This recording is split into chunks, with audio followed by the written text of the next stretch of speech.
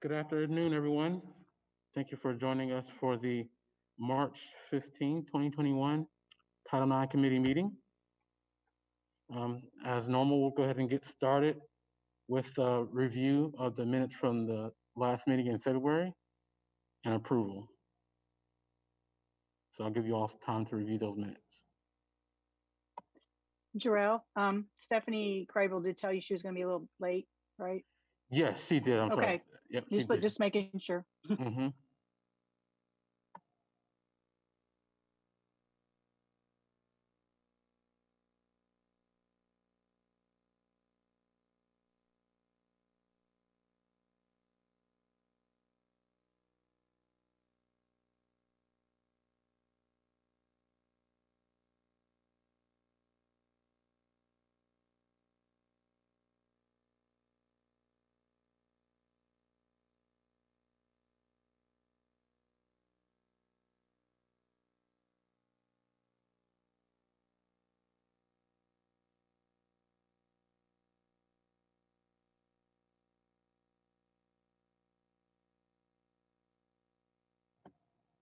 Okay. I'm assuming everyone has had enough time to review the minutes of the last meeting. There are no objections. We'll go ahead and approve those as is. All right. We'll approve those minutes as are from the February meeting. So moving forward to Title IX updates, I want to briefly speak about some updates from the federal government when it comes to Title IX and the Department of Education. So I'll share my screen really briefly. Hold on one moment as I do so.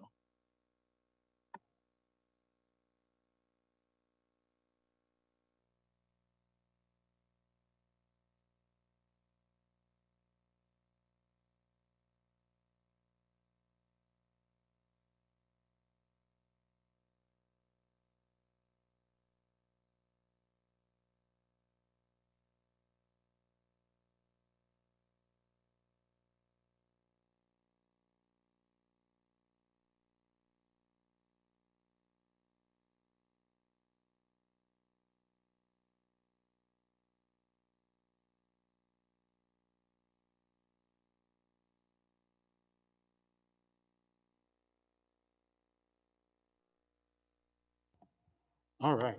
So this was a pretty major update from President Biden. And this came in on March 8th, 2021, so very recently.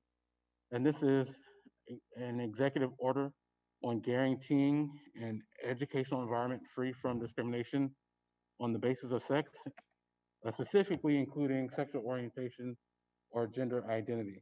So in section 1 of this piece here, and I'll highlight that in red, it's talking about essentially that all students should be guaranteed an educational environment free from discrimination on the basis of sex, including discrimination in the form of sexual harassment, which encompasses sexual violence, and including discrimination on the basis of sexual orientation or gender identity.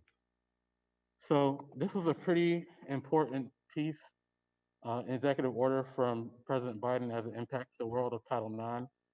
What President Biden is essentially doing is showing his hand of what to expect moving forward under the administration in the next 4 years under President Biden. As you all know, Title IX comes from the Department of Education for the regulations and implementation. And every time we have a new president, we'll have new guidance.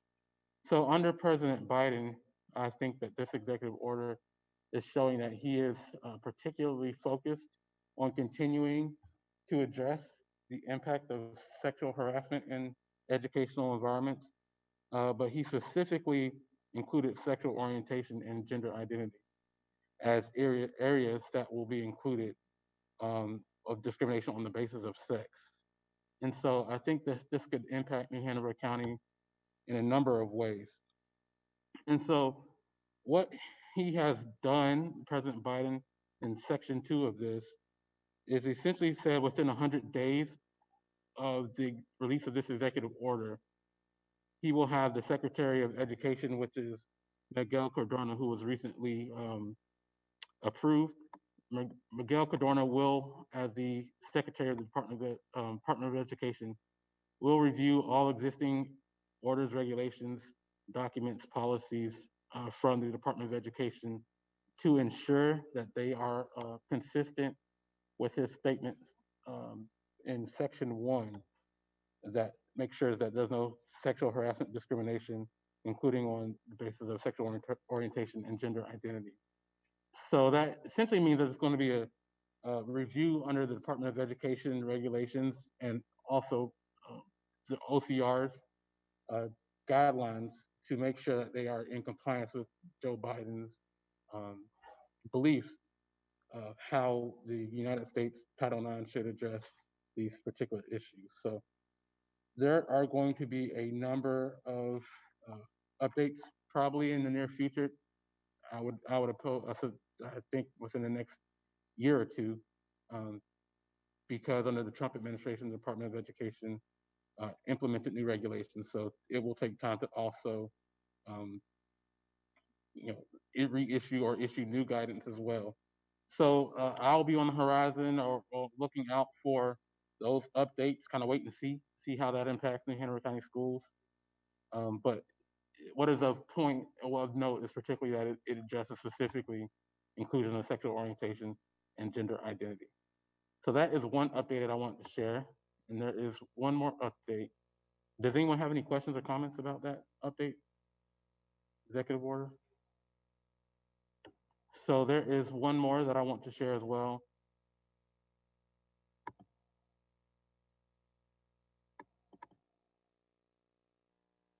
And so also, President Biden issued a separate executive order on the same day, March 8th, 2021. And what this is a order stating that the White House will have a gender policy council. So President Biden is taking the idea or the time to put together a policy that has not been done before to address gender equity issues, including gender identity, from all areas, all offices of the federal government, essentially. And so this kind of coincides with the last executive order that I just showed you all, specifically because it mentions included on the council will be the Secretary of Education, Miguel Cardona. So I think that these two pieces together, Joe Biden, I think, put these out on International Women's Day, I believe it was. So he was pretty strategic in that. So what will happen is that we will continue to monitor for these updates. I think that there will be major updates, I think, expanding upon the definition of sexual harassment as Trump narrowed it. And so we'll see how that implements or how that affects New Hanover County schools. But I definitely foresee updates to policies and things such as that as more guidance comes around to us. But I just wanted to put you all on notice about those particular pieces because in the world of Title IX, things are always changing. And this is one of those areas. Every time I get a new president, there will be updates as well. So those are the updates from the Biden executive orders. Those are the major updates that I want to share. And so we'll continue moving down the list of the agenda for today. So Kim, you can go ahead and take the screen back. Jarrell, I have a question. It's Yes. Stephanie Walker. Yes. When you get updates for the policies, are you going to let the policy committee know if there's anything that needs to be changed? So that actually goes next into my next discussion. So I'll answer your question then. So okay, thanks. I think Kim has it up. So we're on the membership and subcommittees. One other question, if I could, real quick. Sort of adjacent to that, I know that the order came down from the state superintendent of instruction that students will be able to have their preferred name on all of their documents. I assume that that's just the Power School change that everybody's been looking for. Has that been implemented in New Hanover County, or is there a schedule for that? My understanding is that there are not additional steps for New Hanover County to take to implement those things. It is a Department of Public Instruction's power school system that has been updated to include preferred name. I think that what will, Julie Varnum or Kristen Jackson, if you're on here, definitely I'm here. interject if I'm wrong. Hi, Jarrell.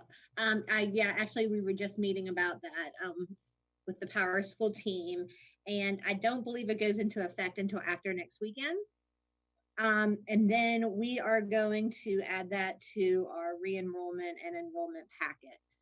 So any parent that wants to request that obviously can, but when we do re-enrollment and first-time enrollment, preferred name will be on the questionnaire.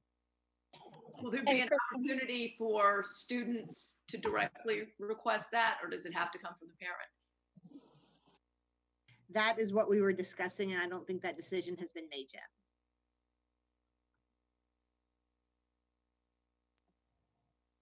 Was that it, Ms. Cohen? Do you have any other questions? No. Okay, great. So yeah, so that's another update. I just did not include that. So thank you for your question, Ms. Cohen. So moving forward, membership in subcommittees. So after our last meeting, of course, we reviewed the goals and discussion and what it looks like moving forward for the Title IX committee. And so with that, there are a couple changes that I did want to go ahead and make known today. So one is that I have heard from a number of people that students have a voice, and they definitely have things that they want to share and say to New Hanover County Schools when it comes to the topic of Title IX. Because I recognize that, and I do definitely see the value of the student voice and understanding what's going on at the school level, and want to include them in these processes and our discussions. What we are going to do is we are going to add a student focus group.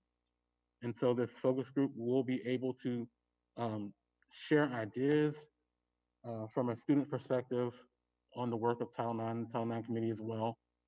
And we will be able to ask the student focus group to present ideas to us as a Title IX committee, but really provide a platform for students to be able to share what they want to about this area, because it directly impacts them. So that's something I'm really excited about. So we will be adding a student focus group moving forward. Also, in addition to updates for membership in subcommittees, this question goes to, this statement really goes to you, Ms. Walker. We will be ending the policy subcommittee. So currently, we have the education subcommittee, resources, and policy.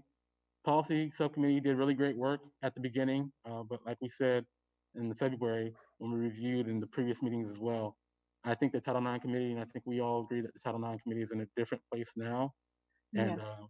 we're in a really Yes. good place, particularly when it comes to policy review. So we're going to end the policy subcommittee, and I, as Title IX coordinator, will focus on those policy updates. As I stated earlier, those executive orders, there's going to be a lot of updates that we'll have to implement. And so what will happen is when there are policy updates, it will go to the policy committee, like any other policy would that impacts Title IX. And so we will actually be dissolving the policy subcommittee from the Title IX committee. And I would just, ahead. sorry, Darrell, I didn't mean to interrupt. And I was going to say, if they are, that you are going to be our resident expert on that, and that is absolutely fine. I would say if there's anything policy-wise that we want to bring up, we can still bring it up with you, I guess, at meetings. Yeah, so we yeah, could definitely still have those discussions. Yeah. It just would just be at a committee level as opposed to the subcommittee. Great. Yes, that's great. Thank you. And so additional updates on subcommittees. As I say, we will be ending the policy subcommittee. I know we had discussions last time about what happens to the education committee and the resources committee. Maybe they overlap in certain areas. Maybe we merge those. We're still unclear about that particular answer. So there's still ongoing discussions about what happens to the education and resources subcommittee, if they are separate or combined or whatnot.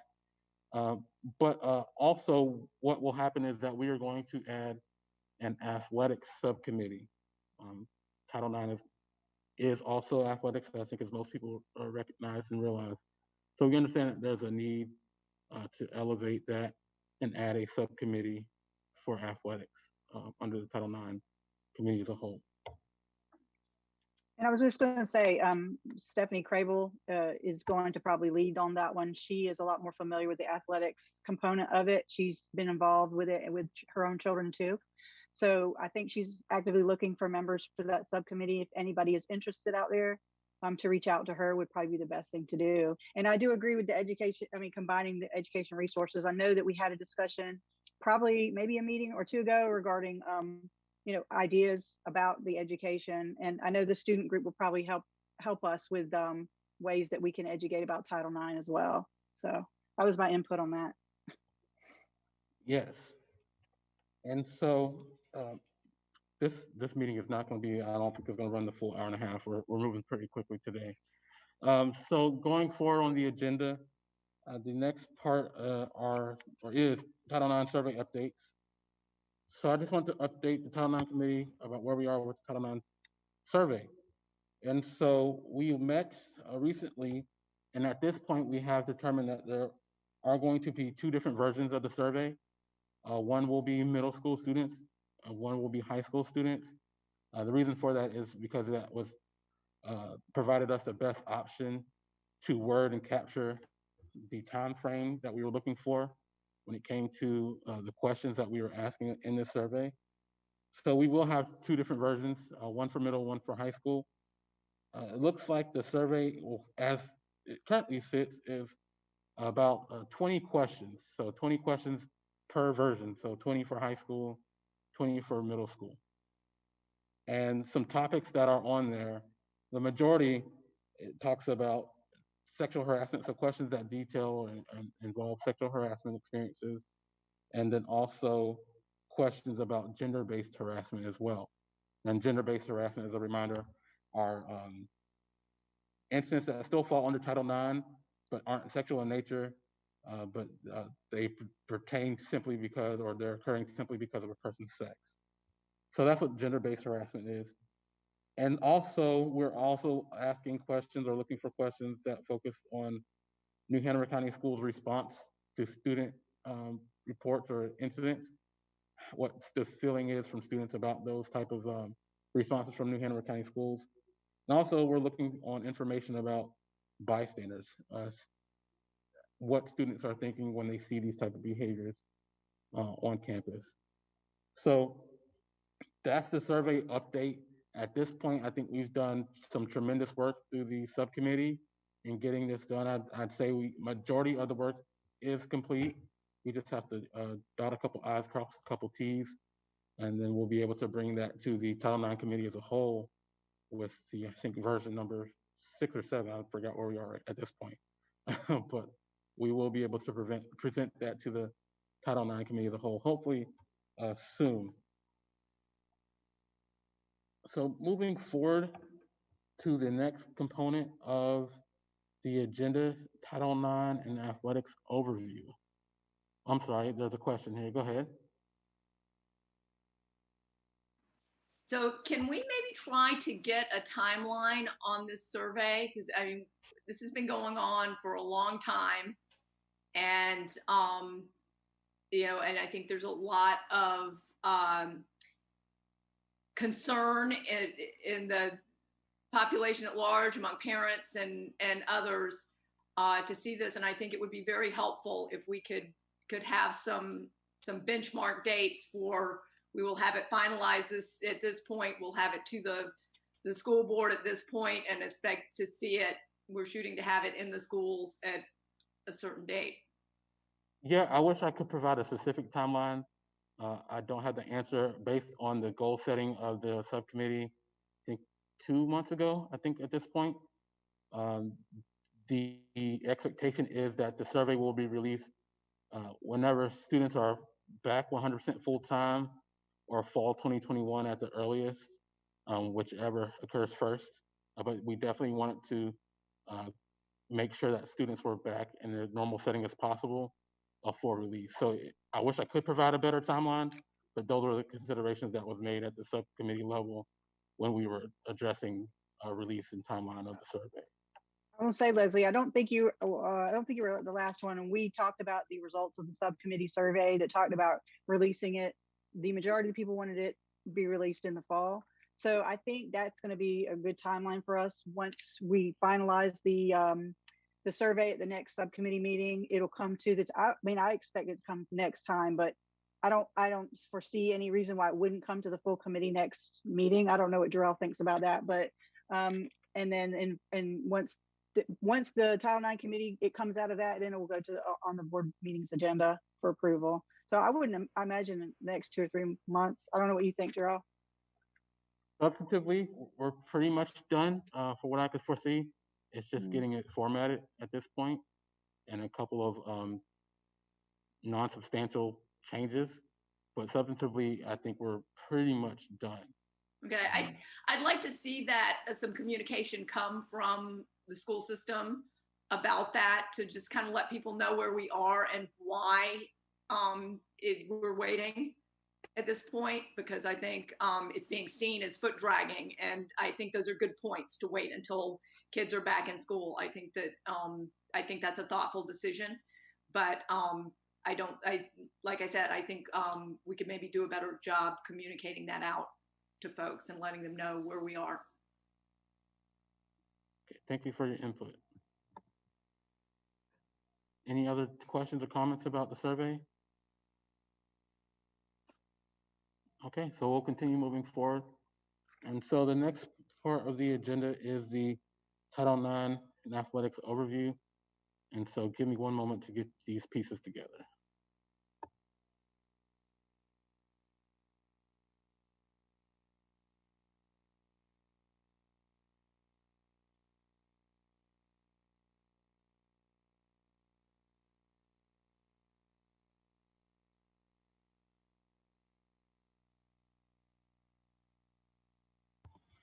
Okay, so speaking about athletics and Title IX.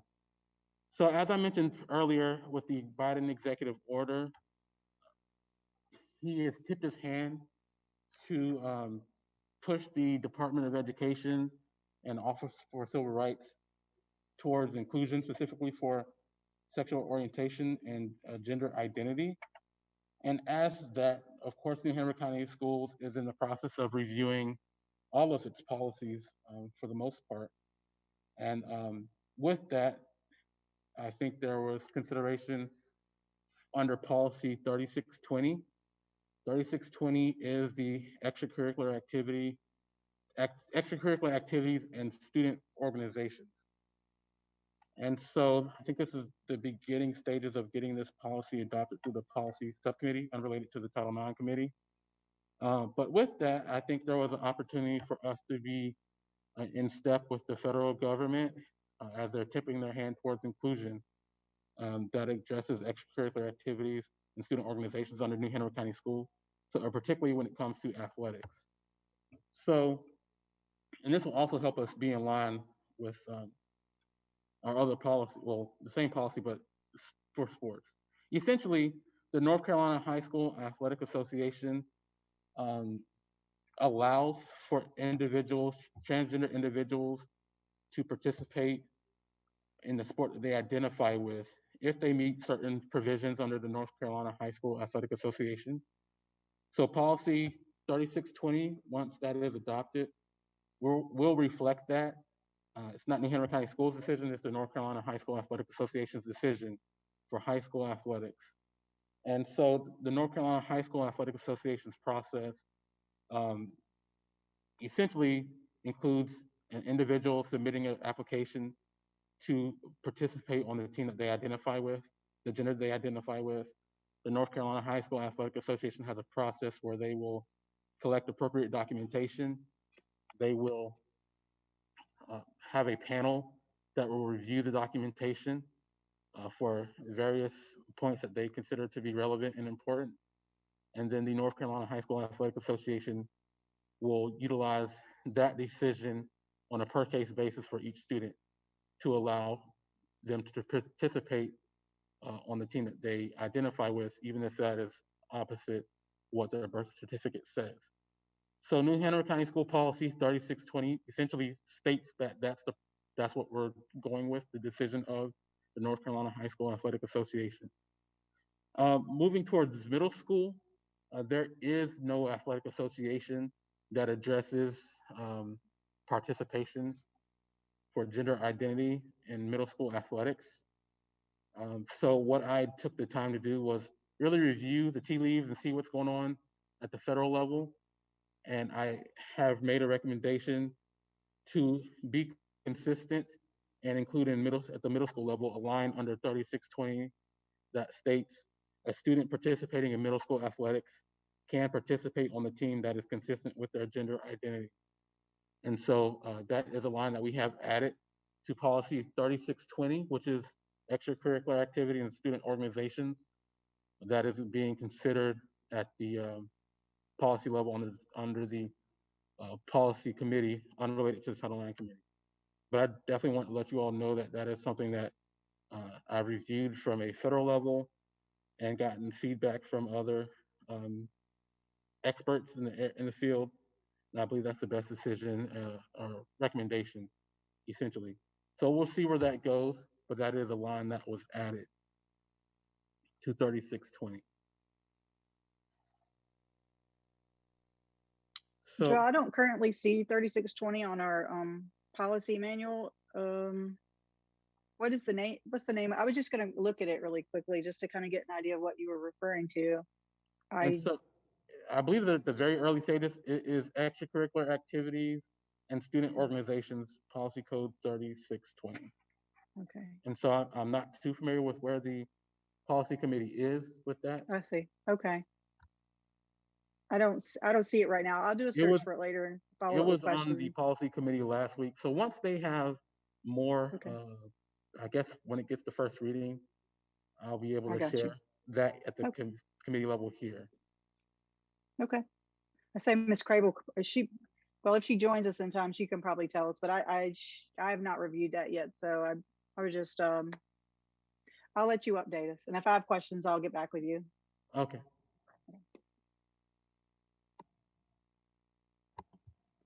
So moving forward under Title IX athletics review, as I stated earlier, we are going to add an athletic subcommittee.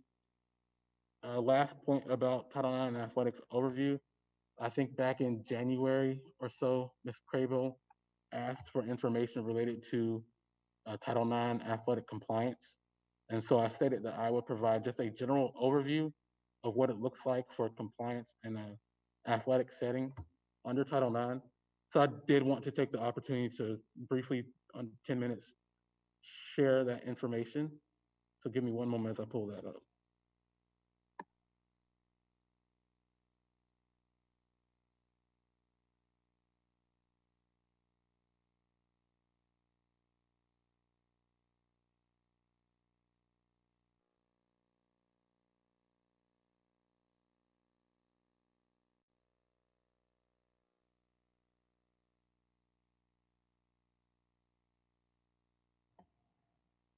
Okay, so I have taken the time to just draw up a little document here that talks about Title IX athletics and compliance. So it's a little bit of a complicated process, so I won't get too in the weeds for you all. I just want to provide you a high-level overview of what athletic compliance looks like under the world of Title IX. And so ultimately, Title IX implementing regulations, the law essentially, states that in relevant part, no person shall on the basis of sex be excluded from participation in, denied the benefits of, or be treated differently from other persons or otherwise be discriminated against in any interscholastic athletics offered by a recipient, which is a school district. And no recipient shall provide any such athletics separately on such basis. So that's essentially what the law says and how it impacts athletics. What the Department of Education has done, they created some tests and factors that schools follow to ensure that they are complying with Title IX athletics. And this is what this is here. And so there are two components to athletic compliance when it comes to Title IX. I think what most people think of is the accommodation piece. And accommodations piece is essentially talking about making sure there are opportunities available for the underrepresented group. And so what has happened is that the Department of Education has implemented 3 different tests that a school can utilize to ensure they are in compliance with um, the Department of Education and Title IX when it comes to athletics, making sure that there's enough opportunities for the underrepresented group to participate in athletics. And so the first part is the participation in proportion to enrollment. And that is essentially saying that your opportunities for the underrepresented group, it should be equal to or close to substantially proportionate to the enrollment of that particular school. So for example, if there's 60% boys at a school, then there should be about 60% athletic opportunities as opposed to 90% athletic opportunities for boys and 10% for girls. So that's essentially what that means. I think most people think of Title IX in that sense, the participation and enrollment proportion test. And that is this highlighted part here. And so it says athletic participation opportunities for boys and girls are provided in numbers substantially proportionate to their respective enrollments. So that's one way you can meet the accommodation test, making sure that you have equitable opportunities for the underrepresented group. The next test that they allow schools to utilize to meet the accommodation provision is a history of continuing program expansion. So let's say, for example, a school district doesn't have the numbers proportionate to their enrollment under Part I or Roman numeral 1. What they could then turn to is show that they have a history of continuing program expansion, essentially showing by the institution's history and continuing practice of program expansion that they are demonstrably responsive in developing interests and abilities of the underrepresented sex. So what that essentially means is that the system, school system, college, university is adding athletic programs for the underrepresented group over history of the program to show that they're at least trying to serve the underrepresented group. So that's what Roman numeral 2 is about. And so Roman numeral 3 is about interests and abilities. And so it states it is demonstrated that the interests and abilities of the underrepresented sex have been fully and effectively accommodated by the present program. And so what that looks like is the underrepresented group, the institution, school system has really gone to that underrepresented group to determine what their interests are, what particular sports, how many individuals want to play those sports, and really taking that into consideration. And so that could look like surveys to the student population of the underrepresented sex to determine what the interest is, what level and what type of interest, what type of sports individuals want to play. And then what would happen is that the school system or the institution would then compare that to figure out, is there an ability to even field these type of teams, such as looking at teams in the school's range or region of competition. Do other schools have this sport that we could actually go to and play? And so they essentially, you listen to the students of the underrepresented group, and then you make a determination, is there enough other individuals out there for us to field a team? And if so, then you go ahead and do that. And that's another way that a school system can comply with the accommodation provision of Title IX athletics. So those are the 3 tests that the Department of Education has utilized, or states the school can utilize, to make sure they're in compliance with Title IX under the accommodation provision. So that's part 1 of Title IX. I think that's what most people probably think of, making sure that when they say boys and girls are treated equally, making sure that they have an equal number of opportunities to play a sport.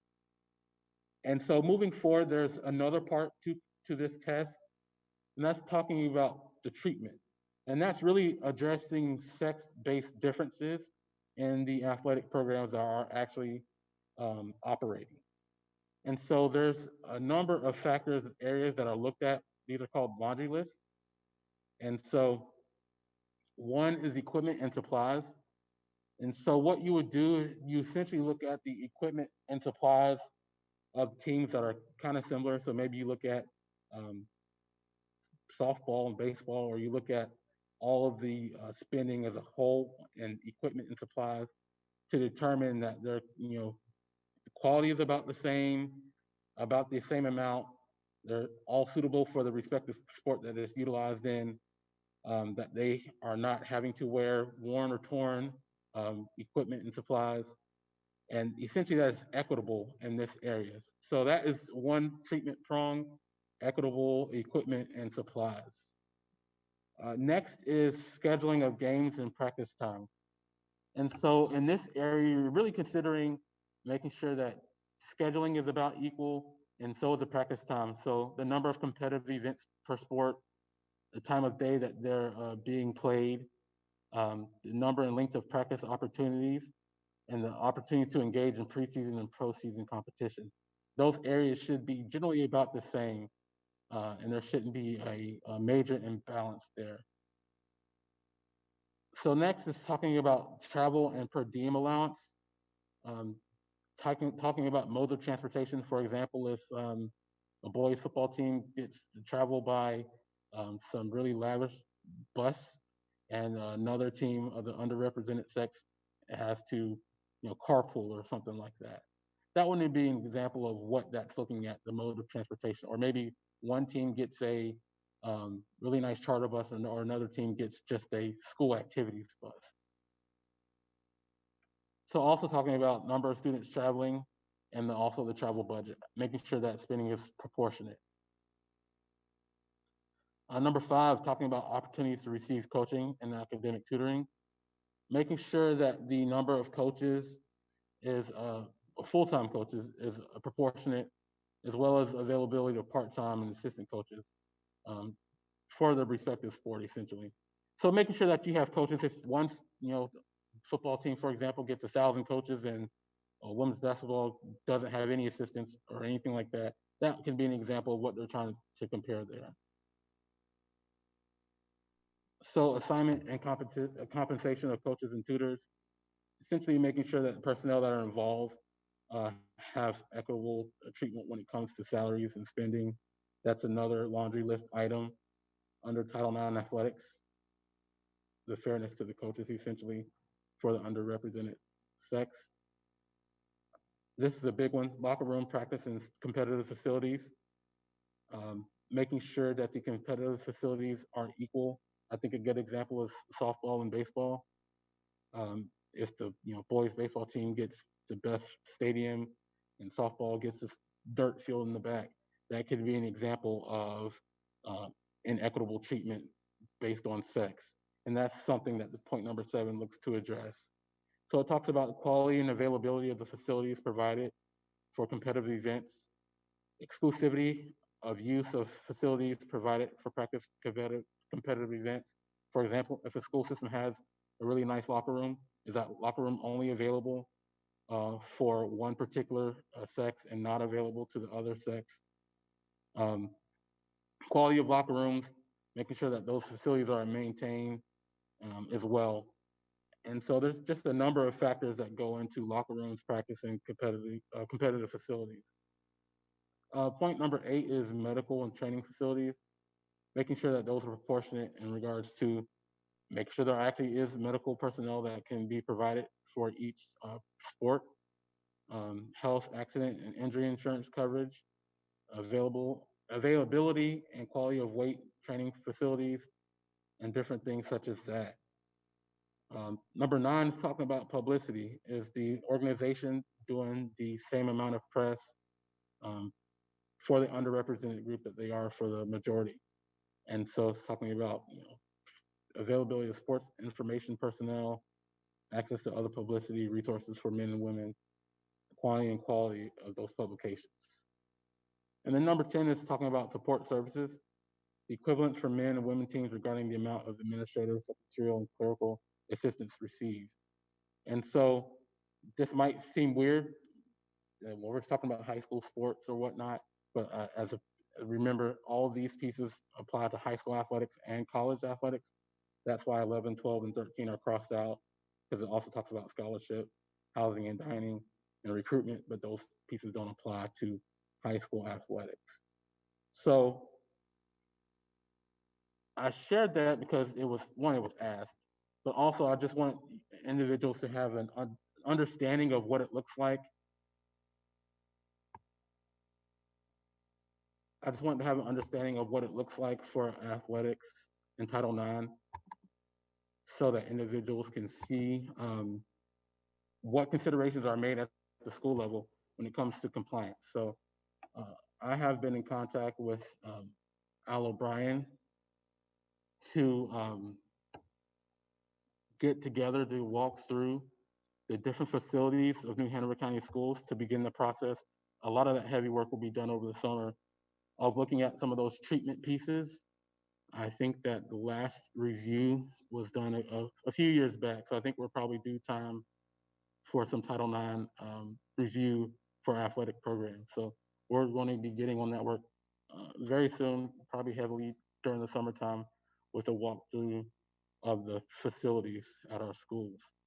And we'll go from there to make sure that we're still in compliance from an athletic piece. Are there any questions about that? I know that was a lot. I try to give you all a high level version of that because it was a little bit intricate. Yes, Ms. Cohen? So I know we were going to have a new athletic subcommittee. What will be the focus of that subcommittee?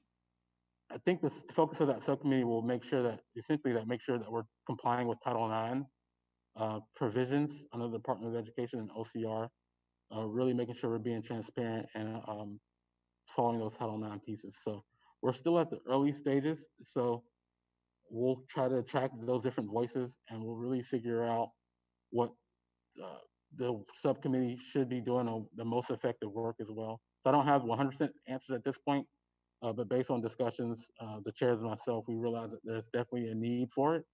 And that's something that we want to do. So we're still in the early planning stages. We don't have all the answers at this very moment, but those are some pieces that they will be tasked to do, making sure helping us comply with Title IX athletics as a school system and Title IX committee. Yeah, I think I'm hoping by our next Title IX meeting, we will have more of a structure to that. I know Ms. Crable would be able to give us more ideas since she's done a lot of thinking and she's reached out to a few coaches that she wants to be on the subcommittee.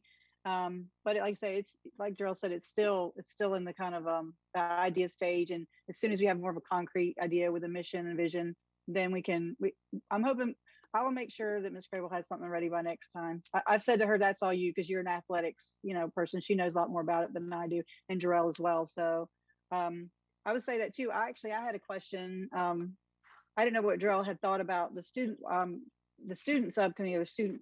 I think you said focus group. Yes. Did we have any idea, or anybody have any ideas about how we can pick them? Are we going to have an application, or are we going to have teacher recommendations for that? What were your thoughts? Darrell. Yes. This is Dr. Allison. For the Yes. middle schools, it would be great if we started with talking to some of our I students that are already have been involved with a lot of these initiatives over the last 3 years through, and they've had some training actually through that as well. That would be great. And so we started at the high school level, particularly with Harvard High School. I know that there was individuals that were wanting to provide their voice with Ms. Collins, the drama teacher there. So I'm happy to hear that there's students in the middle school level that we've identified with that we can go to and speak with. So I had a conversation with Ms. Collins to start at the high school level, and we'll have a conversation with individuals at Laney as well, because I've been told that those are some areas that they have students that are particularly focused and have an interest, as well as speaking with a former counselor who interned at Laney High School as well. And so we will just utilize those groups, the EYES Project, some of those schools as well, to see which students are most passionate and want to provide their voices. So that's how we'll go about doing so. Okay, I'll be happy to reach out to the EYES principals to see about specific names they might want to recommend for from their individual school team. If you have any already, definitely feel free to shoot me those and I can follow up with them. Okay. We'll go from there. Ms. Cohen? I think at the high school level in particular, we should make a real effort to have at least one representative from every high school, because the environment is different from school to school. And while we may have students from one or another that have already shown interest, and that's exciting and we want to get them in, those may not actually be the students that we most need to hear from. And we want to make sure that all of our students feel represented and are represented and have their voices heard. Yeah, I don't necessarily think that's a bad idea. We're still at the early stages, so I guess that's an important piece. That's just our starting point, not our ending point. That's our starting point. But I definitely do think that's a good idea. Did you have any idea, Joe, of like the size? And I know we're just starting out here, but I guess it'd be good to kind of talk about with the group at large if they had any other good ideas as well. Do you feel like there's a cap, like For the number of students that Yeah. we're looking for? We don't have a number yet. It really depends on the level of interest. I think the level of interest is greater than I anticipated when we Mhm. first started. But we also do want this group to be effective. So maybe Yeah. there's, depending on the number, we don't want to turn anyone away also. So maybe we have to figure out some way to have multiple voices at each school. And so still at the early stages, but I definitely think the interest is greater than what we originally thought, which is a good thing. Yes. And so I don't know. Hey, I'm sorry I'm late, you guys. It sounds like you're having a good discussion. With students, I would think that we definitely maybe we even, I don't want to say have an application process, but we have a just sort of like a list, and maybe we have to use a lottery system somehow to make sure that all the schools, their voices can be heard. But I know that I've heard a lot of buzz, with school counselors, school social workers, with teachers, that their kids are really excited about the opportunity to be heard, not only on this, but on the student, the superintendent's, advisory council, that the students really are anxious, not anxious, excited, about being invited to participate. So maybe we just have to maybe talk with, some of the people at the school level, to see how we go about choosing people so that we do have a good, robust, diverse, inclusive set of students that are talking to us. So Yeah. Stephanie, Yeah. I just want to say, do you want to speak to, I hate to change topic, but you want to speak a little bit to the athletic subcommittee? Because I know we didn't get a chance to really delve into that too much. I figured you would be the one that'd be the best to talk about that. Okay. So, did you give a report already, Jarrell, on that? No.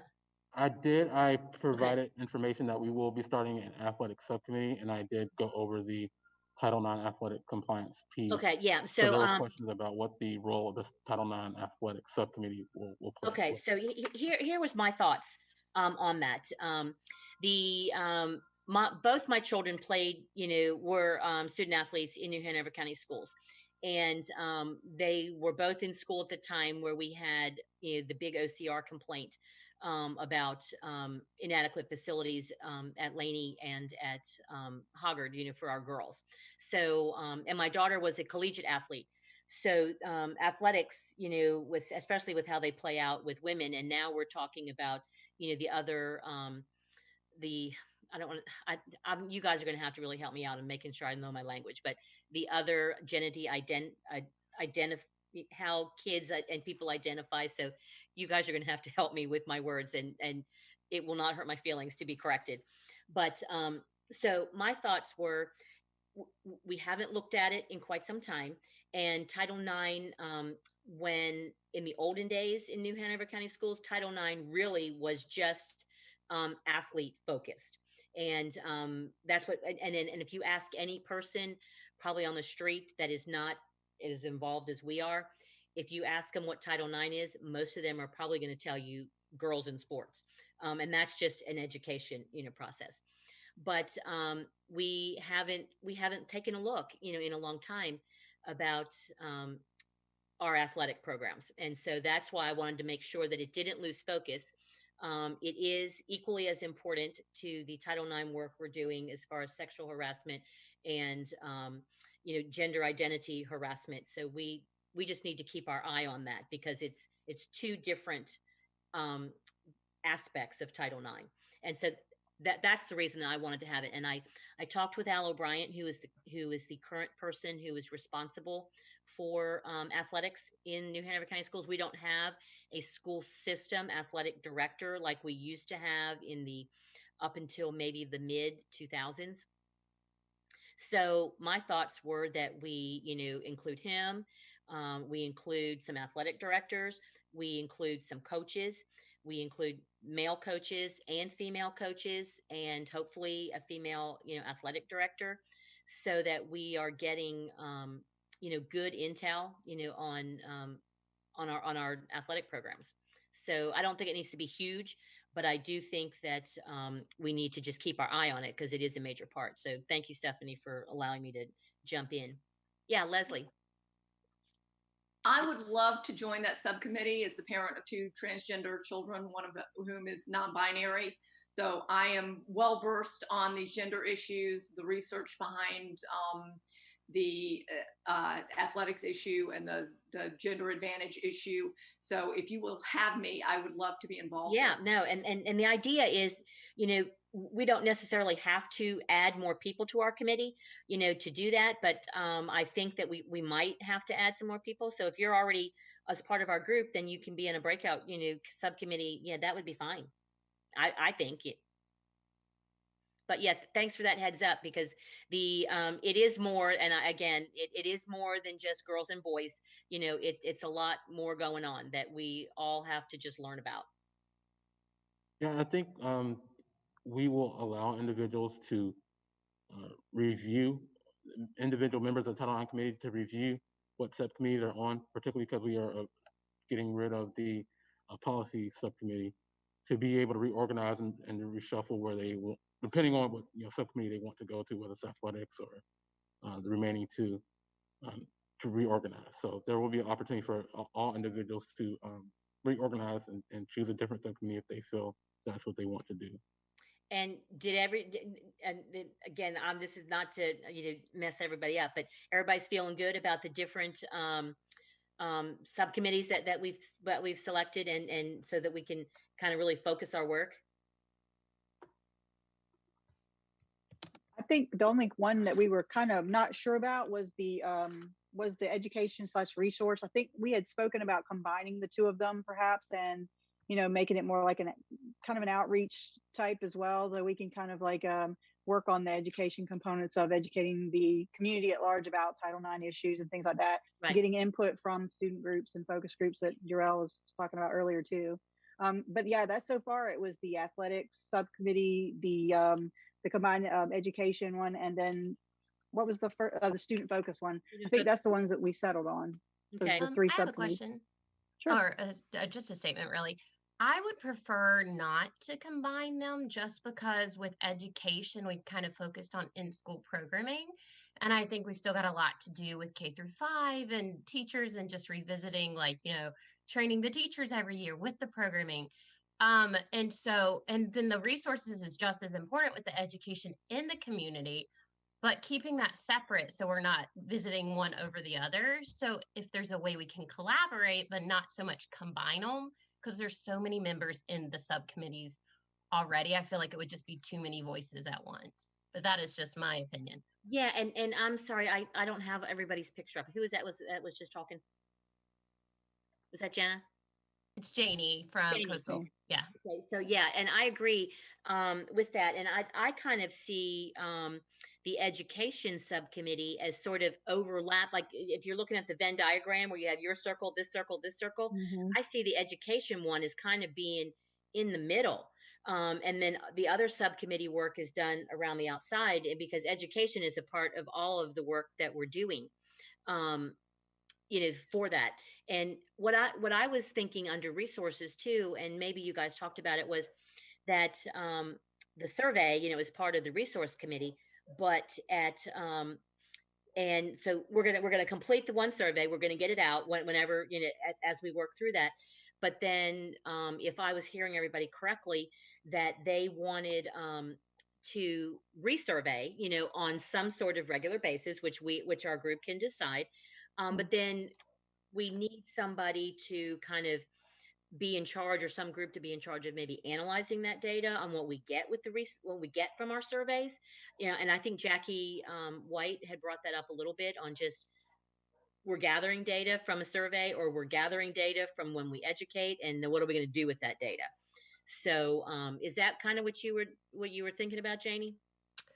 I mean, just in general, like, so with the education subcommittee, we've met over the past few years with, getting the programs into place. And I think it's done really well. I think we've got a good step into it. But just to keep the same focus as continuing with the programs, because programs always need to be reevaluated, to reevaluate the teachers and make sure they're doing well at implementing the programs. And obviously with bringing in the bystander just now rolling out, I would hate to change up the committee when it's doing so well right now. But I also completely understand, like, we're missing a whole side of the education part of it with the community and the parents and everything. Like, we still have a lot of connections we need to make. So almost like, maybe I like the idea with the education in the middle and then having little, committees around it, but combining just makes me think more people's voices in one small meeting in Zoom, and it's just going to get exhausting. But yeah, I mean, I'd love to revisit this idea. I know we're far from it, but just trying to make sure we hear everyone's voice. Yeah. I guess we need to evaluate who's on the current committees and who wants to shuffle and what our membership is, right? Because I know, Stephanie, you want to add some more to the athletics. So I guess we got to see what people are interested in wanting to work on, because we got to put the work, I guess, where it's best needed. And I'm not opposed to keeping them separate. I just think we were trying to reshuffle and realign our goals in our subcommittees. And I feel like if you feel so strongly that it should be separate and it's doing well, I'm not opposed to it. I don't know what you think, Stephanie. Yeah. And I like the idea that we spoke on last time about, bringing in other community partners from other organizations that we haven't even really reached out to. And I think that would be an amazing idea for resources, still education, but resource subcommittee, just getting agencies out there that, don't even know about this committee, that have great programs as well that we haven't even considered. So right. And I think that we'll find some of that out, agencies that we might need based on when we get our survey out, what we see. And I think as our committees start talking to each other, then we will, committees getting back to work, on a really focused, agenda, then we'll recognize those people. And maybe there's just some people that we just left off, inadvertently, or new players have come to town that we recognize that we might need. So yeah. And also too, that when in the resource or in the evaluation piece, at some point we're going to have to evaluate the impact of the programming that we're doing within the schools. Is it working? Is it, and when I do working, it's like air quotes of working. Are we getting the impact that we thought we were going to get from it? Or have we uncovered another aspect, or is it what we really wanted? So yes, we've got the more you uncover and educate, the more you're going to find out that you at least have to look and see, is it doing what we want it to do or what we intended it to do?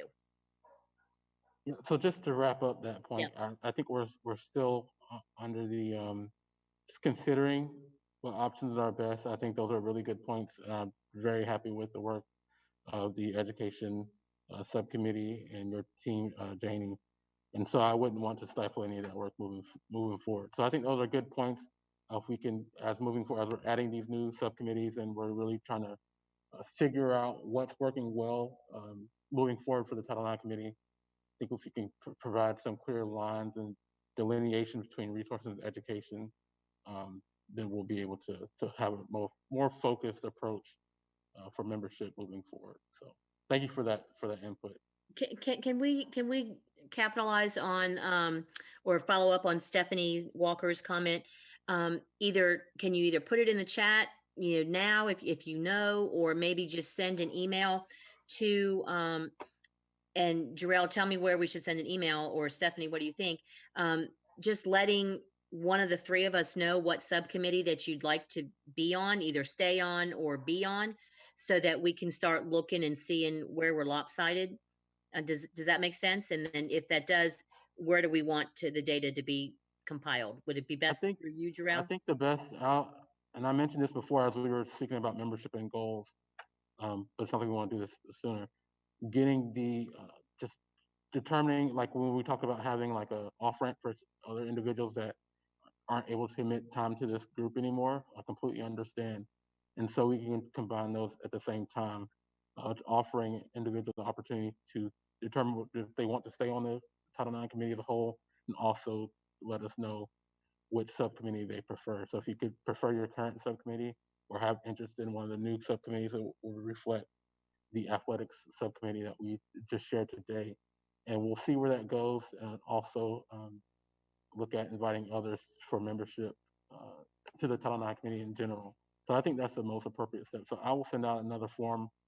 We'll send out a Google form with those questions so individuals can provide feedback on if they still want to continue as a Title IX committee member as a whole, and which subcommittee they prefer to stay on. It's a Okay. great idea, Jarrell. And so That's a great hopefully idea. I'll be able to have a brief write-up about what each subcommittee will focus on, so individuals aren't just blindly guessing. Yeah, and you know, and even if that is just like a, you know, right now kind of generic, because the subcommittee can redefine what they really want to do, but it would, yeah, some guidance so you kind of know what you're signing up for. And if you've got names of any, when he sends out that survey, maybe Jarrell, can we put a question on there?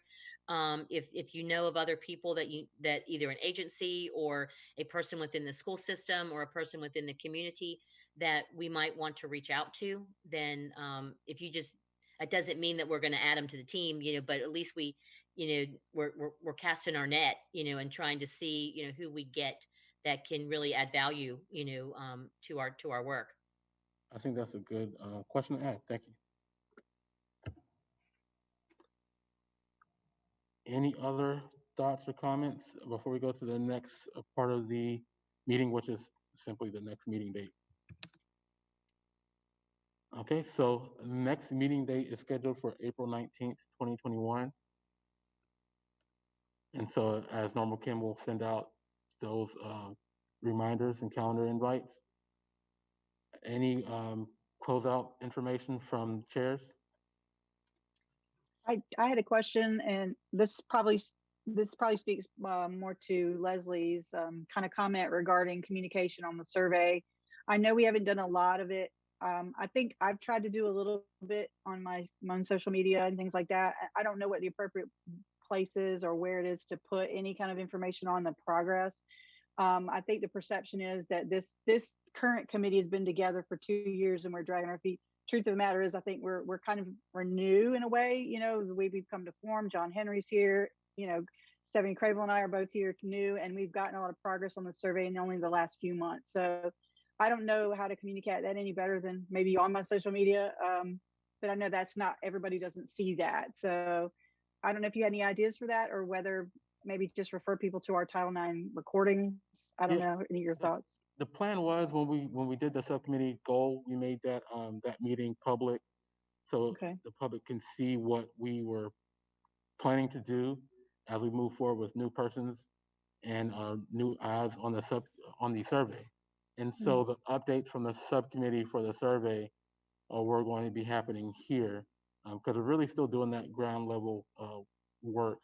And so I was hoping that individuals can turn to the updates on the Title IX committee as a whole to be able to hear specifics about the survey, as specific as we essentially can get.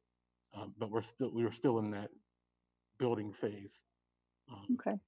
Yeah, and just, you know, kind of to go on with that too, is that